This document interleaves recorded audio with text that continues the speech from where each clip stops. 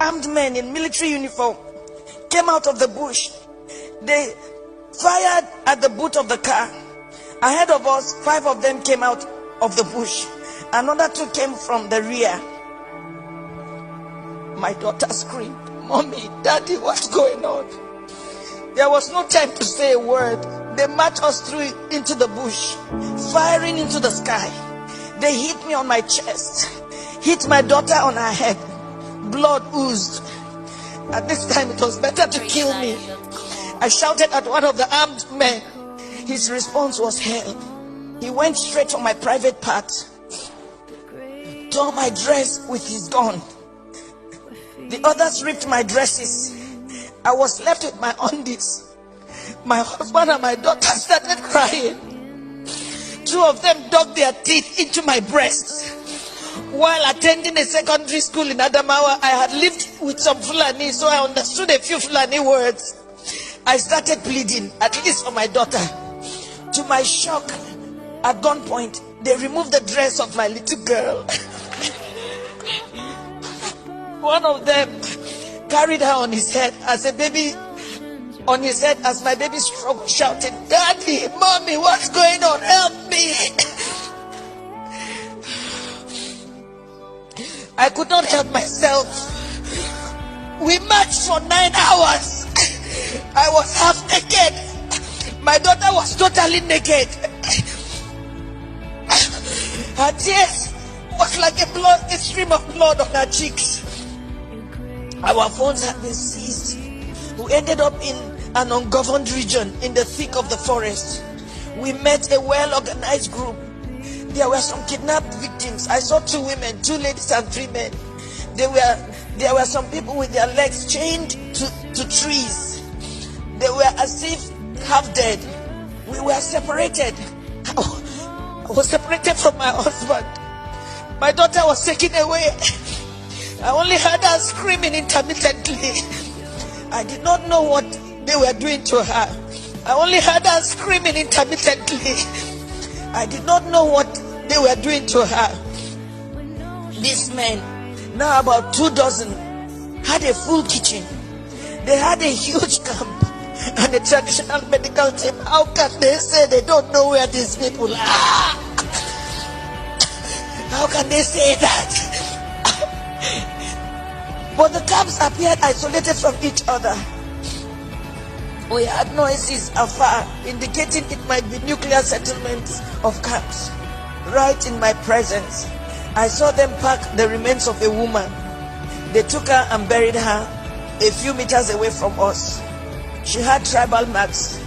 I cannot describe the agony of 6 days in captivity in this little piece. I cannot talk about how they asked my husband to choose between myself being raped or his daughter being raped. My husband broke down in uncontrollable tears. One of them hit him saying, "Yoruba bastard, you dey cry, idiot." They now gave him an option that he should be raped by one homosexual among them. My husband, a devout Muslim. My husband is a devout Muslim. He told them that homosexual and rape of any kind was against Islam.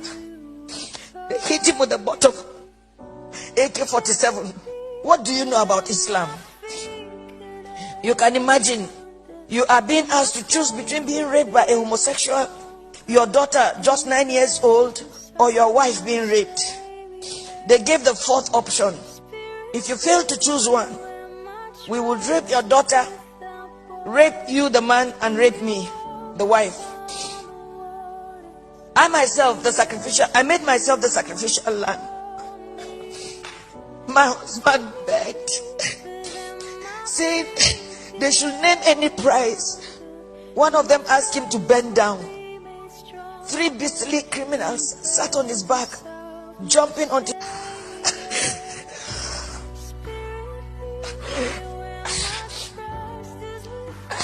I was not allowed to put on any additional clothes. Imagine they rape you all night and they stop you from putting on any clothes for 24 hours.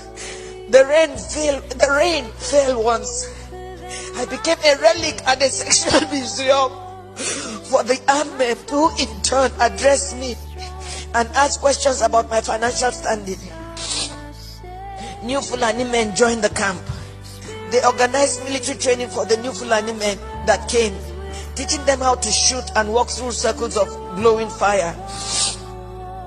They were not released until after 6 days. We were not released until after 6 days. We had to walk the same zigzag journey back to the main road, our eyes blindfolded. During the negotiation to pay, they said the money was not for them alone, that they had to settle those who sent them.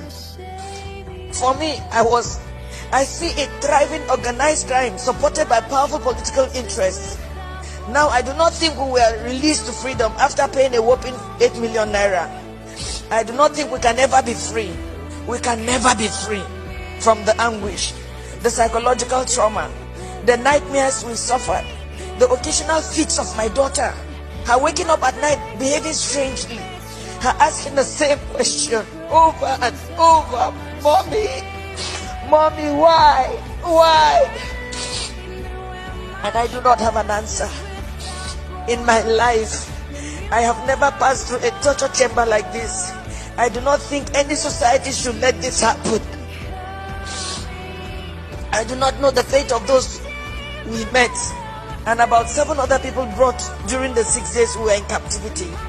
What I saw was a nation that has collapsed, but pretends she lives.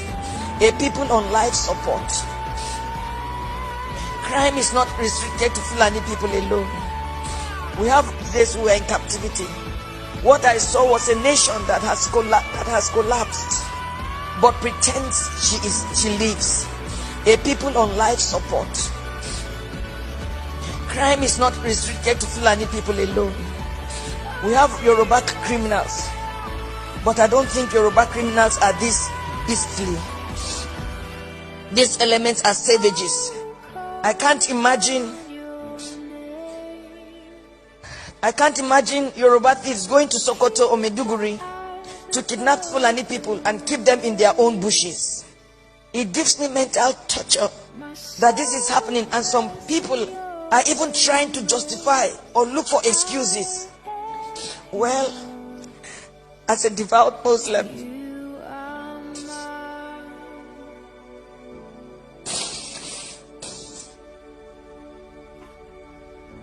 myself and my family have taken solace in Allah.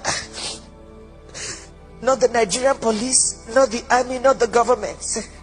We have taken our faith the way it came, that this is supposed to be fate. I thank God that we successfully returned to where we live, thousands of miles from Nigeria. We thank God that we have made a vow.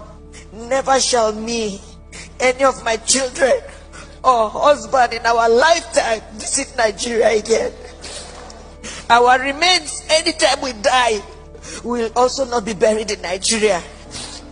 It was a suggestion my daughter made, which we all adopted. I pity the country.